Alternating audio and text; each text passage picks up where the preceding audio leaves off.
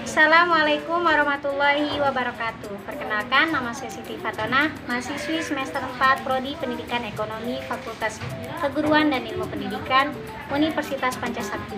Di sini saya akan memaparkan sedikit tentang perkembangan ekonomi makro, mata kuliah teori ekonomi makro dengan dosen pengampu Ibu Sintia Anissa Rahman Putri, SPD, MPDE. Baik, pembahasan dalam perkembangan ekonomi makro yaitu yang pertama sejarah dan perkembangan ilmu ekonomi makro. Yang selanjutnya permasalahan ekonomi makro, yang ketiga masalah pertumbuhan kebijakan dalam ekonomi makro, dan yang terakhir yaitu tujuan dari kebijakan ekonomi makro. Pembahasan yang pertama yaitu sejarah perkembangan ilmu ekonomi makro.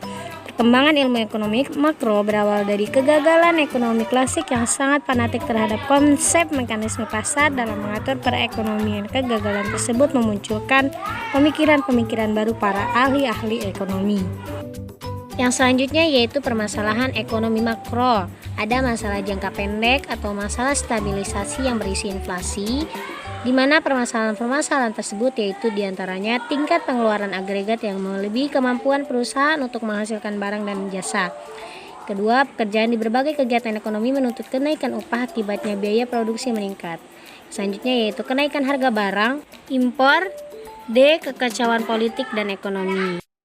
Permasalahan ekonomi makro yang jangka pendek yang selanjutnya yaitu pengangguran.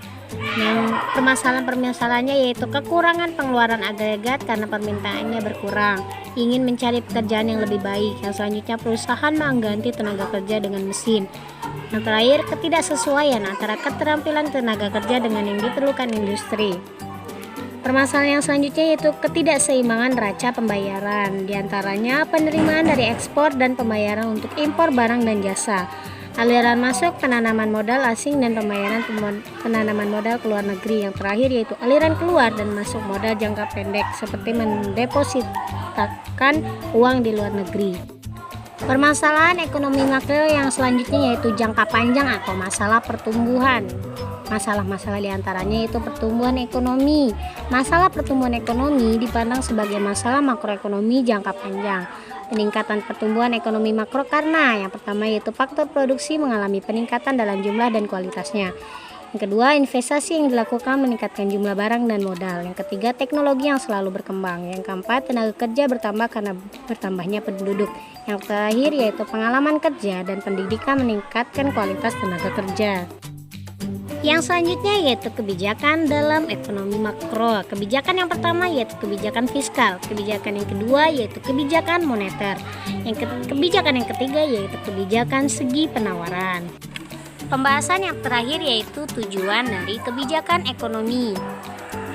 Tujuan dari kebijakan yang telah ditetapkan agar mampu mengatasi masalah yang dihadapi yaitu yang pertama, menstabilkan kegiatan ekonomi. Yang kedua, mencapai tingkat penggunaan tenaga kerja atau kesempatan kerja penuh tanpa inflasi. Tujuan dari kebijakan ekonomi yang selanjutnya yaitu menciptakan pertumbuhan ekonomi yang teguh. Dan tujuan dari kebijakan ekonomi yang terakhir yaitu menghindari masalah inflasi. Baiklah, demikianlah yang dapat saya sampaikan. Kurang lebihnya saya mohon maaf. Saya akhiri. Wassalamualaikum warahmatullahi wabarakatuh.